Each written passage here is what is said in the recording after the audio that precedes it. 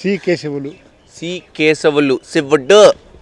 సరే, పాత సినిమాలు చూసారా? పాతవి చూసారు? బాగా చూసేవాడిని డిగ్రీలో.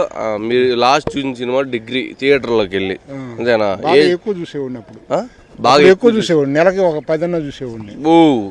సినిమాలు ఎవరు అంటున్నారు? సరే, మీరు అప్పట్లో లాస్ట్గా చూసిన సినిమా గుర్తుందా?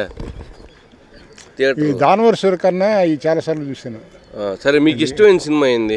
నాగేశ్వరరావు, రామారావు బాగా చూసేవాడిని. శోభన్ బాబు కూడా చూస్తుంటా, కృష్ణ చూస్తా. మీరంతా శోభన్ అమ్మ. సరే, ఈ జనరేషన్లో రిలీజ్ అవుతున్న సినిమాలు బాగుంటున్నాయా, లేదంటే మీ కాలంలో సినిమాలు రిలీజ్ అయ్యాయి కదా అవి బాగుంటున్నాయా?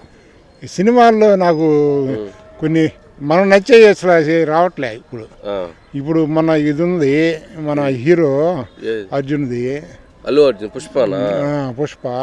దాంట్లో పిల్లలేమో బాగా చూస్తుంటారు. దాంట్లో ఒక బాగా ఈగన డాన్సులు గిన్సులు అట్టడి మటుకు ఎక్కువ బాగుంటాయి పాటలు. దాంట్లో థీమ్ ఏమి ఉండదు. ఒక దొంగ, అది ఫారెస్ట్ థీమ్ లాగా.